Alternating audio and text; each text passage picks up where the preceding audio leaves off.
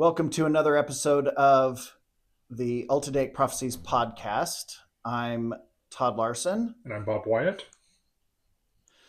And on today's episode, we're going to be talking about what is perhaps an unusual topic for these kind of podcasts, slavery. We have different forms of slavery practiced by different people throughout our fictitious world of Baon, and we felt that slavery was a good opportunity to test out at sort of the extremes. It's one opportunity of a few different subjects that allow you to test the extremes of different moral systems, moral philosophies.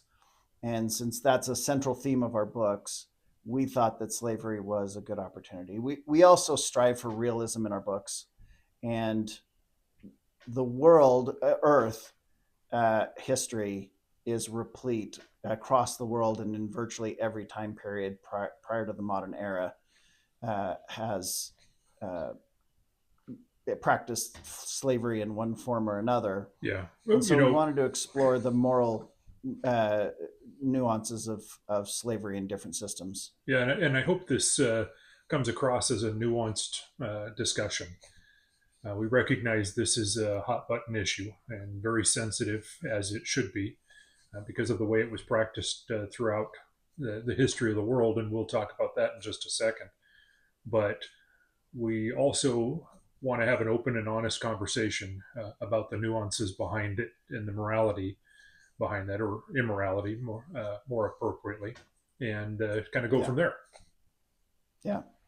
So we thought it would be useful to start with a brief overview of our understanding of the history of slavery on Earth, because we draw heavily on that history to inform the ways we talk about slavery on Baon, and we think we've come up with some forms of the practice of slavery in our fantasy world that are unique to our world and not were never, to our knowledge, practiced on Earth.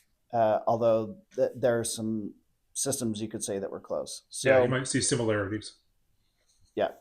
So we're not going to spend too much time talking about particular slavery systems in any detail on Earth, but just as an overview, there were a few different ways that slavery is practiced.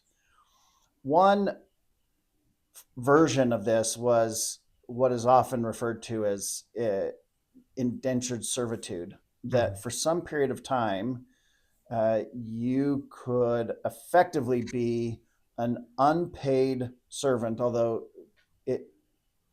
usually with indentured servitude, you received some benefit initially, either in the form of a loan or some other financial obligation that you owed that you didn't pay, right? Debt forgiveness, that kind of thing. Or, when some people were seeking passage to different places and they couldn't afford the cost of the passage, they would sell some years of servitude, and then that they had to work off. That was pretty widespread. It was often voluntary, but not always voluntary, or sometimes done out of desperation. So whether it was voluntary or not was often questionable. But or I mean, you might be like cast into debtor's prison, and as an alternative to prison, you are right. So indentured for the period of your till you worked off your debt. Voluntary in the sense that it's the best of bad options. Yeah. But it was a form that was practiced here. Yeah, and that was practiced throughout many periods of history across the world. Another form of slavery was chattel slavery, where usually through conquest, but not necessarily, you were captured by some group, somebody, and then sold as property, as chattel property, Mm-hmm. to somebody else. And in that case, again, there were different forms, but for the most part, most people associate that with lifelong. For the entire length of your life, you were permanently someone else's property. And usually it also meant that any children of that slave were also considered chattel property. They were born into property, and that continued generation after generation. There was Yes. no end. Once you were a chattel property, all of your offspring forever would also be chattel property, unless there was some kind of intervention, someone else bought you and freed you, or you escaped or something like that. But and obviously there's significant moral differences between indentured servitude form of slavery and chattel property slavery. Now, there are other, especially in the modern world on Earth, there is still ongoing slavery, and by some Yeah. estimates, there are more slaves, there are more people in slavery today than there have in any other period of world history. There are a lot of people who, either through human trafficking, um, sex slavery, child labor sometimes is considered under different circumstances Mm-hmm. as a form of slavery because it's often unpaid. There are forms, some people argue that various forms of immigrant labor who are often abused or taken advantage of, not paid, whatever the case may be. There are entire people groups, for example, the Uyghur population in China are forced to labor under very human rights violation Yeah. is common with those groups, and there's lots of that across the world. And so we recognize that slavery is not only a historical phenomenon, it is a present day phenomenon as well. And to maybe state the obvious, but we as authors, as people, certainly personally believe that Yeah. nobody should be in slavery. Like it's terrible. It's heartbreaking We have no problem to see the wholeheartedly stories. condemning it. Yeah, condemning slavery. Yeah.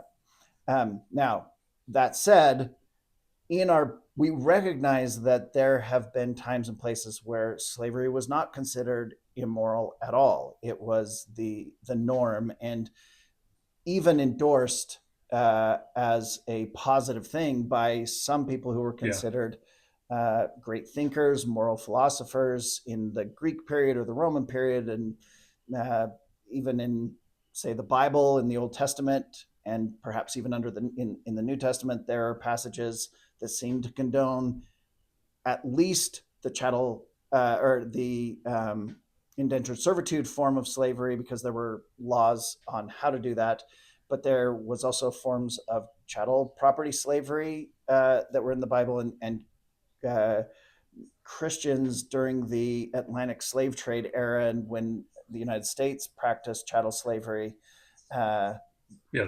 Christians They used used biblical religion to passages justify to it, justify it. And even so while we it was also recognize that. used to dispel that justification in the end. But So it many Christians both used sides. their religious beliefs to become abolitionists, and we're going to talk about that as well. Yeah. So the long story short, there's a lot of history with slavery on Earth.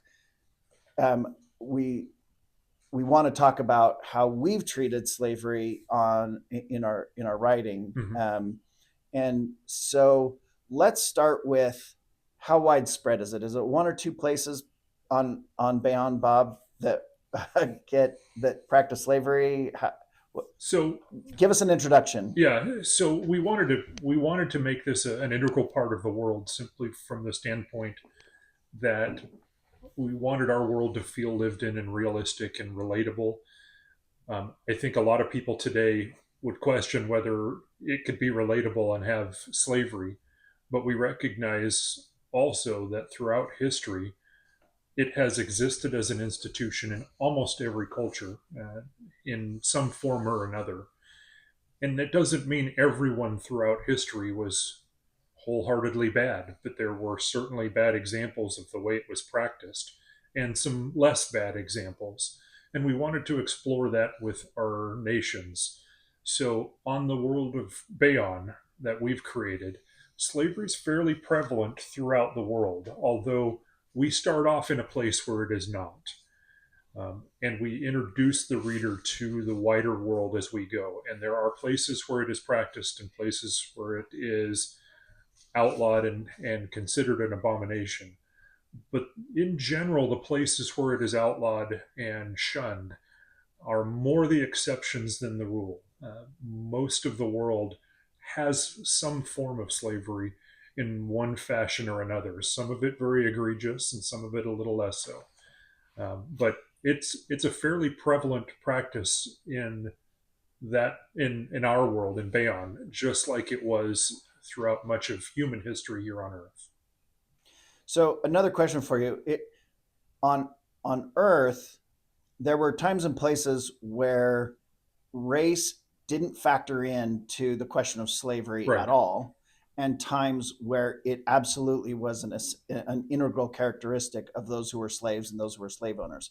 Most recently, in American, I mean, with American history Mm-hmm. and the Atlantic slave trade, it was Black Africans who were slaves, and it was Yeah, typically predominantly. white European descendants who were slave owners, although there were certainly Black freed people who Yeah, also owned Black slaves. And there were times where there were white, Europeans, the Slavs, most notably, is often brought up, who were slaves. The Roman Empire didn't give any regard to your race right. in terms of whether you were subject to being a slave.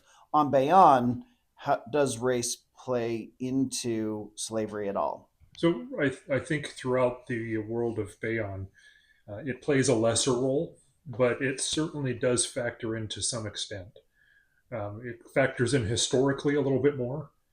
The practice of slavery generally tends to be uh, used towards your enemies, and while that can have a racial component to it, most of the nations are a little bit closer to how it was done in Roman times, for instance, where it was less of a racial and more of uh, captured enemies, criminals, others who might sell themselves into slavery, enter it into more of an indentured servitude, or be forced into it through either actions of their own actions or through actions of conquest. And So, that's the predominant form of it, although you can certainly find evidence of the racial element to slavery throughout Bayonne also. yeah, we'll probably get to that in just a moment. Yes. So when we start book one, we start with the Kingdom of Romalia, where, as you mentioned already, Mm-hmm. slavery. They're abolitionists. They don't believe in slavery. Right. Slavery's been outlawed in Romalia for centuries, and but their neighbors to the south, the Kushani Empire, they do practice slavery. They practice chattel slavery, and they have been doing slave raids across the border into Romalia, capturing uh, Romalian citizens to carry back to Kushan to be sold into slavery. And so the king and the nobles decide to go to war to put a stop to the Kushani slave raids. Oh, And spoiler alert. Yeah. it's on the I mean, back of our book. oh, I know. And it's really early on in the first chapters. Yeah, that's not much of a spoiler here. Agreed. And so, but as a little bit more of a spoiler, as we get into the book, some of the characters, and Yeah. Andric, Prince Andric in particular, begins to discover that the Kushani are not a monolith when it comes to practicing slavery. So, walk us through how Kushan, some of the forms of slavery in the Kushani Empire. Yeah. So for this conversation, we're going to talk about the Imperial Kushani. Those are the Kushani that are from the south from the empire of Kushan. And then we'll talk about the Venasi. The Venasi are the particular Kushani that Andric interacts with. And what he determines is he has seen the Kushani as a monolith and has kind of lumped them all with the imperial Kushani. The imperial Kushani practice chattel slavery. They will take other people's, capture them, put them into slavery, sell them off, sometimes sell them off on an international market to other nations. The slaves within that society have very few rights. As Andric moves into the story and gets to know the Venasi and is forced to interact with them somewhat against his will, he certainly is reluctant about it. I wouldn't say it's against his will. He needs help, and he turns to them from an offer of help, and starts to understand that they do not practice the same form of slavery. They feel like that is a corrupted form of the slavery they practice. And without getting too much in the weeds, the form of slavery they practice is as they have warring tribes that will contend one with another. If a village or a soldiers are captured, they will become a form of slave for a set amount of time, and they use that time to integrate them into their tribe. So after serving this amount of time as a slave in your captor's tribe, you become a member of that tribe, and you're now you after serving that time, you have all of the rights and privileges of somebody who has been born in that tribe. So it's a way of assimilation. They feel that is just, and that's a form of their culture that has existed for 1,000 years, and they feel like the imperial Kushani have perverted that and turned it into the chattel slavery that they're practicing today. So Andric starts to understand the difference between the two. It does not mean that he comes to accept their way of life and accept that form of slavery, but he starts to see the nuance between those two different forms. Um, there's a little bit of contention whether or not the Romalians that have been captured are just freely given the choice to become slaves and eventually become Kushani. Most of them appear to have been taken by the imperial Kushani, and it still means he's at war with Kushan and is justified in his actions in his mind. But certainly there's a little bit of room for nuance in that conversation that wasn't there when he started the war, and I think that's an interesting dynamic for him to have. Yeah, and so he gets to talk to a young woman from the Venasi tribe Yep.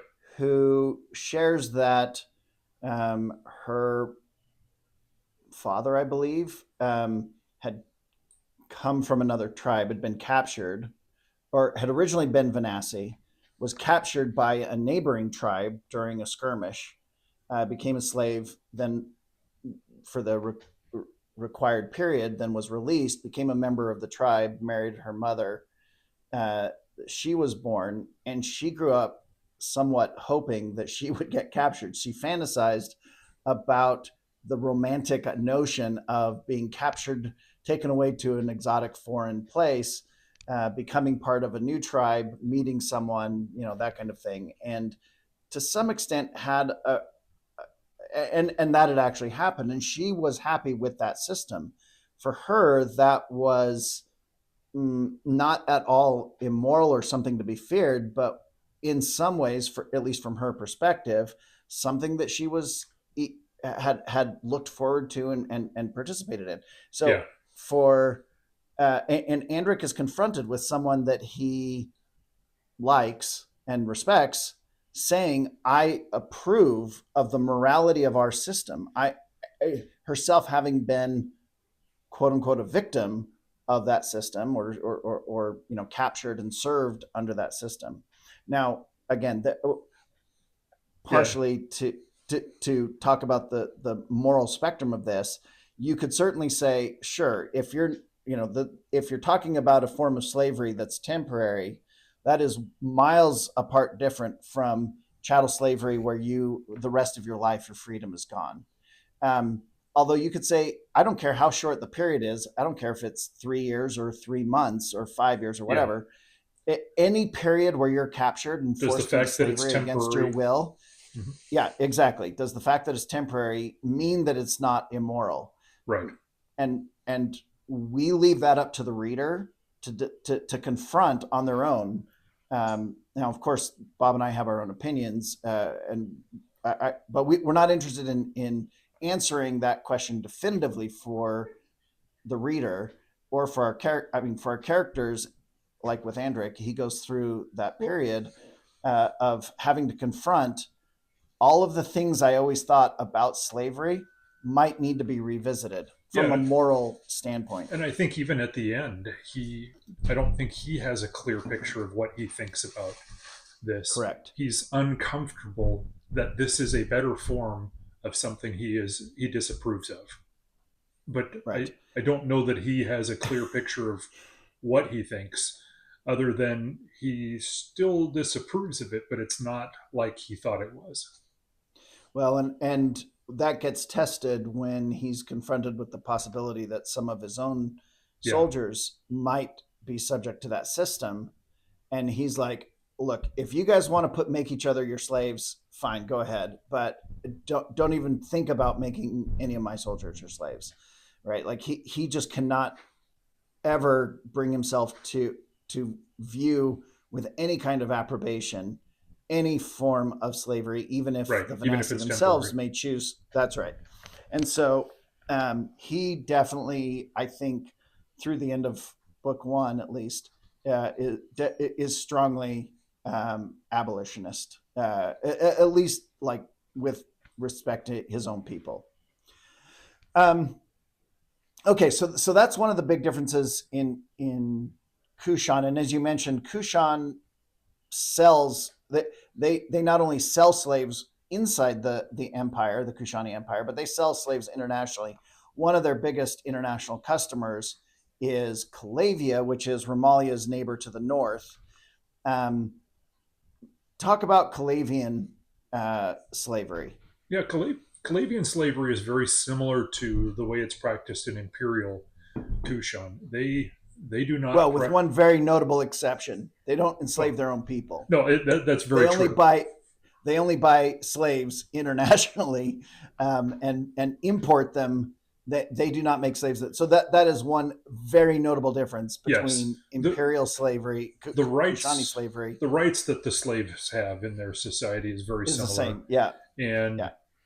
But the main difference is there is a little bit more of a racial component to it. Not particularly one race. They don't care where the slave comes from. They just cannot be Calavian. There is a law that says Calavians cannot be slaves. Calavians can enter into a form of indentured servitude. Yeah. And that's actually very common. Family is very strong there, and your financial status. Flaming a Calavian version. Yeah. That's its own thing. Family's probably that might be shocking. A little closer to organized crime than the family that we think of it. But yes, you can buy people into your family. Yeah, you can adopt them and you can adopt, but there's a cost, and basically there's a tax. You pay for the right to adopt. Yes, exactly.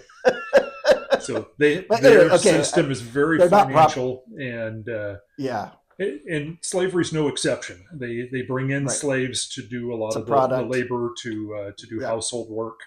The rich families within Calavia own slaves and have a fairly large group of slaves. They don't have rights, although there are laws against mistreating them, but it doesn't give them individual rights. It's just that there are protections against what you do. They're not quite property as as probably we would think that slavery evolved to in the United States, for example.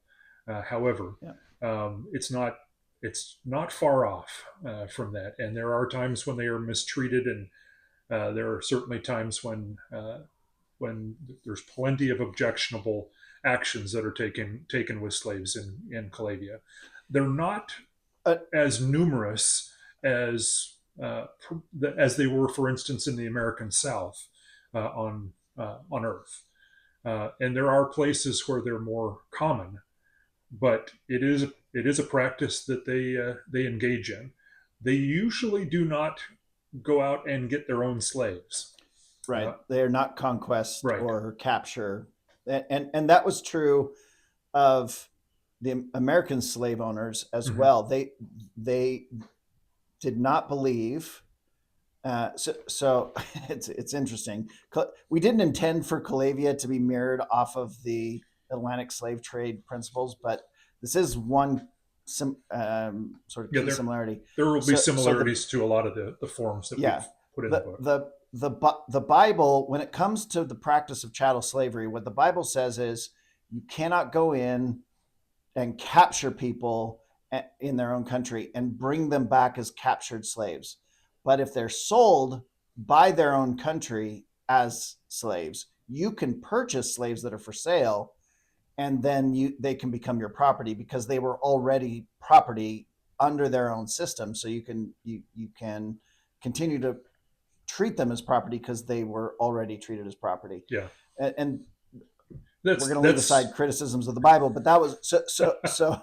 Yeah, and that's similar to the way The Calavians are American practicing slaves, well, and yeah, so and America did the same, right? Like it. Yeah, whites that would sail to Africa, North Africa in particular, they would show up and they would say, "We're ready to buy slaves. We can't go into the interior of Africa and capture slaves. That would be a violation of the biblical prescription for how to yeah, practice slavery." that would be immoral. So that would be immoral. So other black African tribes would capture their The tribal rivals. enemies or whatever. They would enslave some people and then they would go to the whites and sell them. And the whites are like, well, you're selling them, so they're already property. So the Bible says it's okay for us to do it. Now, Calavia doesn't do it on the justification of Holy Writ. That's just the law is similar in the sense and their cultural practice is not to go, like you would never have Calavians sail down to Kushan or wherever and capture slaves. And in fact, Calavia, one of their industries is to provide mercenaries forces. If enemies are captured by their mercenary forces, they don't take them back to Calavia as rewards because they're employees of whoever hired the mercenaries. The nation that hired the mercenaries would have rights to any and responsibilities for it's treated as part of their payment. Enemies captured. Yeah, so they don't take they don't take slaves through conquest, even when it's mercenary forces. They buy slaves and Kushan is the number one exporter of slaves to Calavia. Yeah.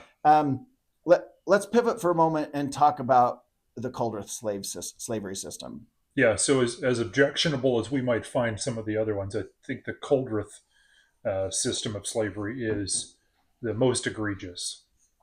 And the Coldreth have a clear racial component to their slavery. Anyone who is not Coldreth is fair game. Anyone that they well, and that's maybe one of the key differences is like in American slavery, it was North Africans almost exclusively who were slaves. There were a few minor exceptions. There were some natives that sometimes were sold into slavery. Yeah, there's always Native room. Americans, I mean. Yeah. There were minor exceptions, but for the most part, it was Africans who were the only race that were chattel slaves in the American slave trade. But the Coldreth, it's the opposite. Anyone in the world is eligible for being a slave except for the Coldreth. Unless you're Coldreth.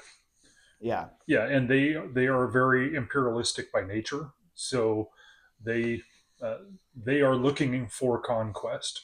They have a history of ravaging the lands around them and taking captives, men, women, and children, back to their home nation, and that becomes the slave caste. They are the lowest of the low, and there are castes of slaves. There are some slaves that are given to families and are given certain privileges if they can earn it. Household slaves. Yeah, but there are public slaves also that the empire owns, and they are given the worst of the worst tasks, often are worked to death. When we think of labor camps and things like that, that's the kind of stuff that you would find in the Coldrith Empire. But And just out of curiosity, is that why you think the Coldrith version of slavery is worse than, say, the Kushani chattel slavery? probably because there's even amongst like Calavia, for instance, and somewhat amongst Kushan, it is uh, distasteful to mistreat, or in some cases, it's illegal, like in Calavia, to mistreat your slaves. You can't just kill them. You can't beat them to death. In Kushan, I mean, I'm sorry, in the Coldrith Empire, there's not the same uh, there's not the same protections for slaves. There's very little that they could not do. Now, public slaves can't be mistreated by by people outside of their Any random, right, some but random passerby, but the overseers over those slaves can certainly right? administer whatever punishment Whip they them, see and fit, yeah, and they rule them very brutally in many cases. Now, some of the household slaves that exist uh, throughout the Coldrith Empire, it all depends on the individual who is running that household. And we see, for instance, some examples with the Vir and Tel Chiron, where they treat them very differently than they are at large. We also see examples in the book where they are mistreated, or they're used as sex slaves, or they're used for other purposes. Um, in general, they are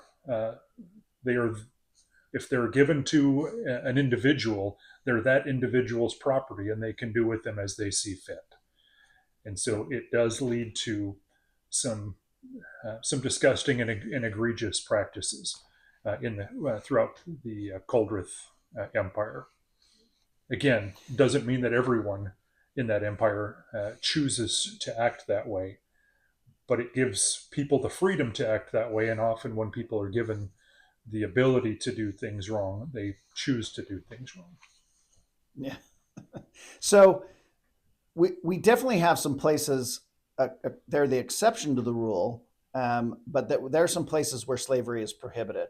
Mm-hmm. One of them is Eastgate. Now, we don't feature Eastgate in book one at all. It's mentioned, and there's a couple people that maybe are from Eastgate or spent time there, but we don't show Eastgate in book one. We will in later books, so it's probably worth talking a little bit about Eastgate. Yeah. And what's the history of slavery's abolition in So to go back in Eastgate? time, the Byzantine Empire was a large empire covering much of Vestera for a great period of time. Uh, you can think of it as equivalent of the Roman Empire in antiquity. The Byzantine Empire had a robust class of slaves. It was pretty common. They were predominantly Charonist, and they felt that there was a need for slavery for The the greater Byzantine good. Emperor, not And the slaves. yeah, yeah, yeah. Thank you. So, so there were there were a lot of slaves at that time, and as they grew larger, the appetite for slaves became greater, and they were reaching out, and if they could not diplomatically bring in their neighbors into their empire, which they were fairly successful at, then they would do it by conquest, and that became particularly contentious in the north. And so much so that as they expanded northward and they captured all of these people, the slaves that were from that area, called the Wetlanders, or the now called the Eastgatians, those from Eastgate, they began to Now, outnumber the captors. just for the benefit of everyone, if you are looking for Eastgate on the maps, which are available on our website. Yeah. Eastgate is on the northern part of the continent, and we won't get into the reasons why that is. But if you're looking, Eastgate is in the north. Yeah. Okay, so go ahead. Yeah. The people of that part of the world, they ended up rebelling against the Byzantine Empire, and it was the first successful rebellion. It was a slave rebellion that formed the nation. So as a result, that nation, as they rebelled against the Byzantine Empire, which was already starting to fracture, it was one of those final straws that ended up splintering the Byzantine Empire. But they were able to maintain their freedom, and so it's a nation that's built from abolitionists, from those that had been slaves that had fought to gain their independence from the slavers, and they saw the Byzantine Empire as the oppressors. So that gives them a clear distaste is too mild of a word. Abhorrence for the practice of slavery, and they don't tolerate it in any form whatsoever. And so they're probably the most intolerant of slavery. Intolerance sounds bad. In this case, that's not a bad thing. I think all of us are. They're the strongest abolitionists on the planet. Yes, they are. Yeah, and it comes from that history. Yeah. Now, getting back to Romalia's history, because Romalia is the other notable exception. Yeah. They had slaves in their early history because they were originally a Byzantine colony. When the Byzantine Empire sent people to settle what eventually became Romalia, there was still slavery being practiced, but there was a period of history where abolitionist tendencies and beliefs took hold.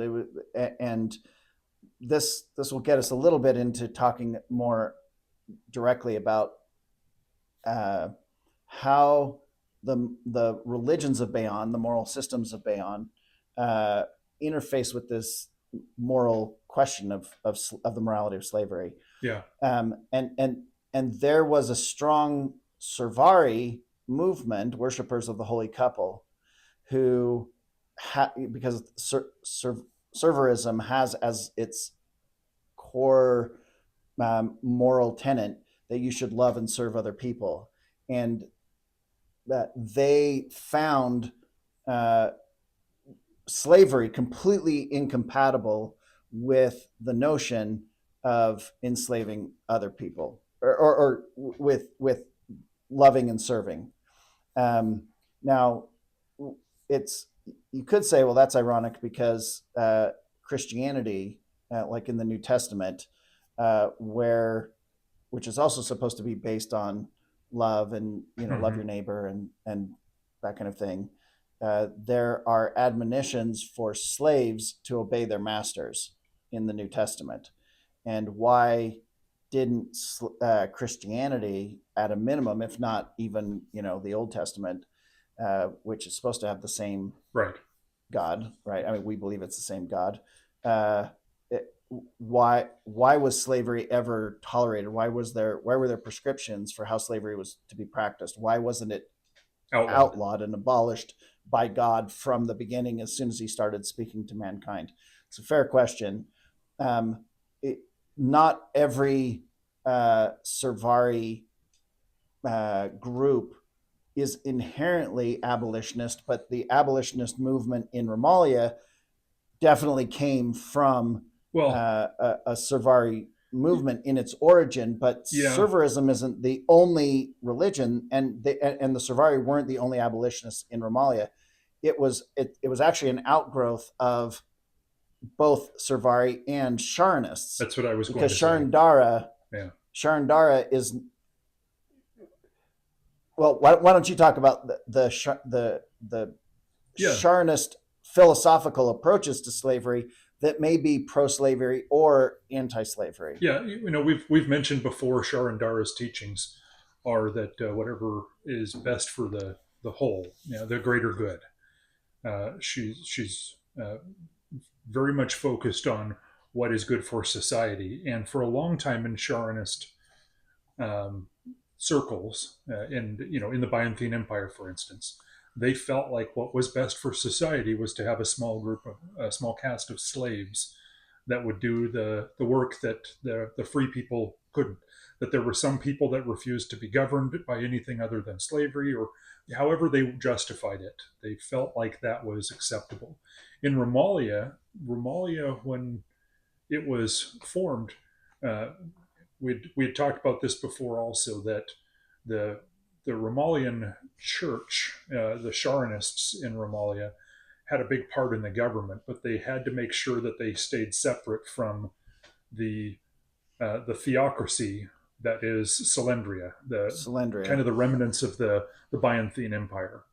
And so, in that separation, uh, there grew a movement within the Charonists in Romalia that says, well, for the greater good, for the greater whole, we've justified slavery in the past, but the practice of slavery might make a moral degradation in society as a whole, and it may be best for us to look at the individuals as well as the group, and what's the effect on the whole by having this practice. And so the Charonists in Romalia started started Aligning. viewing things Yep. similar to the Servari from that Right. standpoint. And there was enough influence with both of those that they were able to outlaw slavery as a practice, not just the taking of slaves, but even the importation of slaves, the keeping of slaves. Those that were slaves were given a servant status and were released from their slavery, and instead were given employment or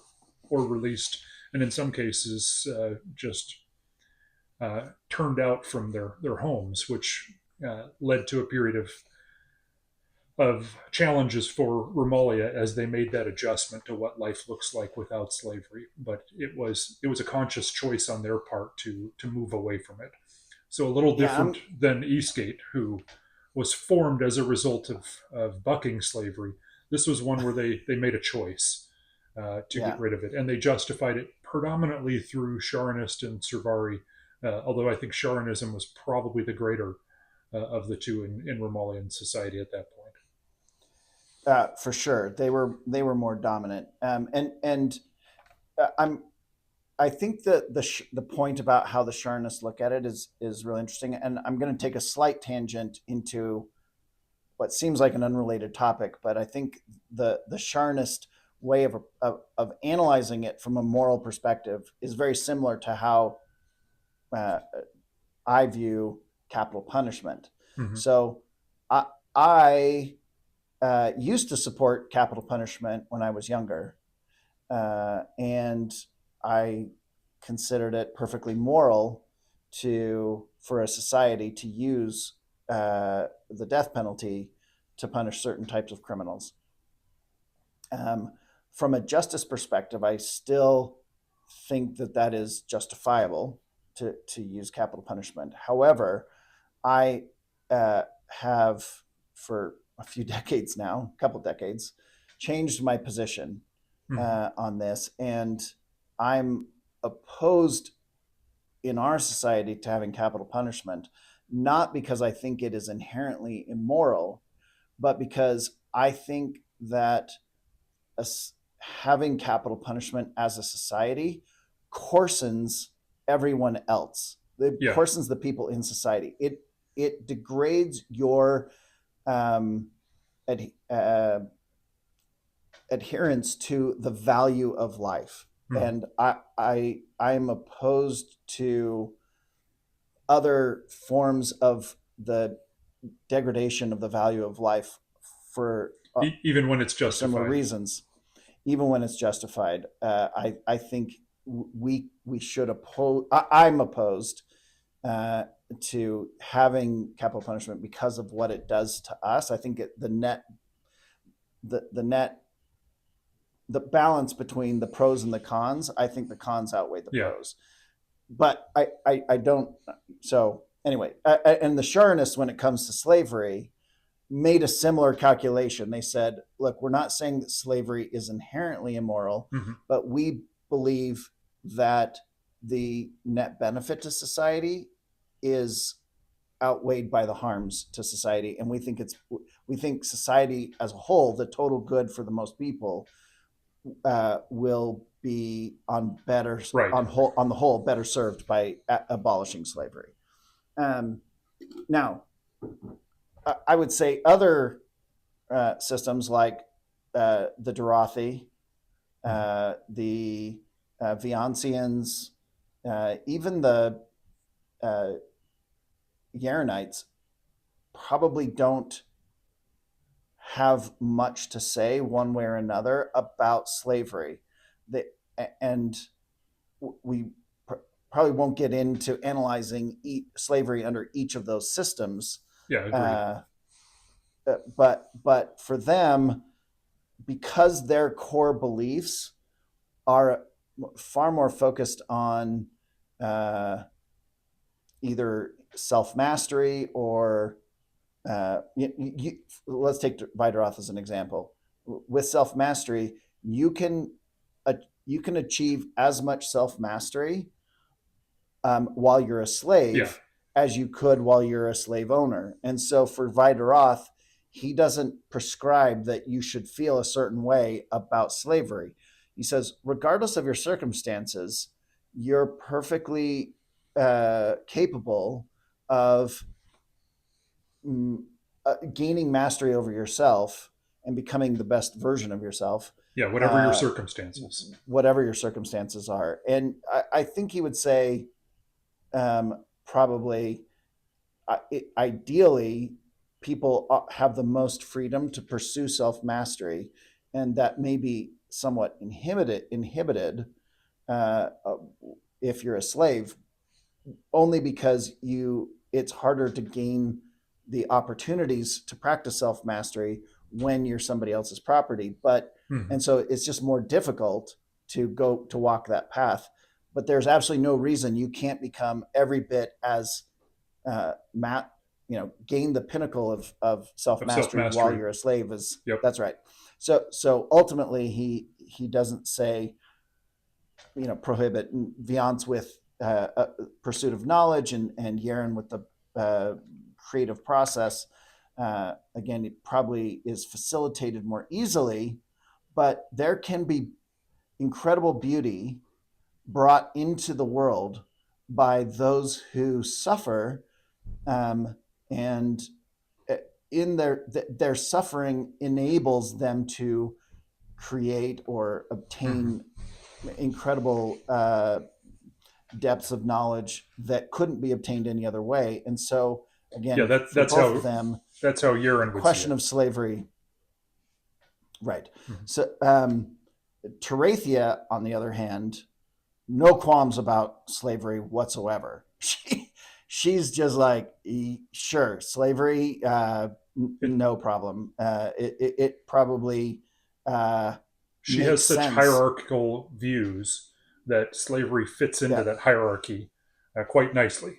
And yeah, I think for the most part, her teachings condone slavery probably the most of any of the religions in general. Doesn't mean every Terathian is in favor of slavery. Romalian Terathians, for instance, are offended at the thought that somebody would come into their nation and take Romalians as slaves, and they are yeah. every bit as outraged as any other Romalian is. Now, Akrahar, it is slavery is antithetical Yeah, to Akrahar's teaching. Like he is absolutely an abolitionist through and through, more vehemently, more clearly than anyone else from day one. He's always been opposed to slavery because he's opposed to anyone having authority over anyone else, period. right. And slavery is the worst form of uh, losing your autonomy to someone else's Which is control, a which, great example why he's not an anarchist. He right. is about individual freedom, and slavery removes individual freedom by somebody else exercising theirs. And so Right. he sees slavery as ultimately defeating of his own philosophy, and yeah, easily the most adamantly opposed. I think even from a Servari standpoint, Servari could certainly justify that it's not necessarily that slavery is good or bad; it's how you treat those your fellow man. Yeah, you could say as long as slaves could have a very fulfilling, uh, honorable life, a life of dignity. Yeah, That it's just that they are limited in certain freedoms, but as long as you treat them well and yeah, don't abuse them, etc., they could envision a society where, as the people live maybe even potentially a better life, and but I think they would still say. Uh, I think they would say that the highest ideal should be that there is no slavery, agreed. and But they I will think always somebody tend like towards Telchiron, abolitionist who movements. practices slavery, could certainly see that it is necessary in our society uh, that that I fit in, that I play a certain role, and that includes owning slaves. But I need to treat them well. It is my job to serve them, provide a house, provide stability, make sure that they are protected.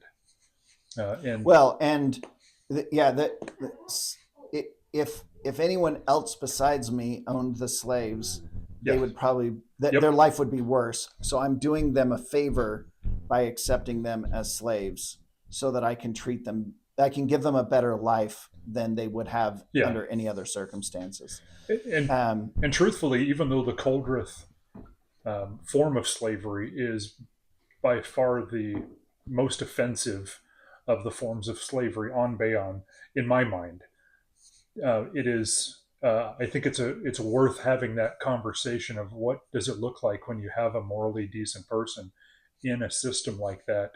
Um, is Tel Chiron right or wrong for his actions and the way he conducts his household and his family? Those are nuanced conversations that I think are important to have. yeah, Doesn't We're not interested in answering that for anybody. We're interested in that discussion. yeah. All right. Well, that brings us to the end of today's topic and episode. Yeah. So where do you agree with us? Where do you disagree with us? Take exception? Think that we may have missed some consideration? Let us know in the comments, and of course, we'd love always to have you subscribe and turn on notifications so you can see when we're producing more content. And until next time, Thanks for enjoy the listening. journey. Take care.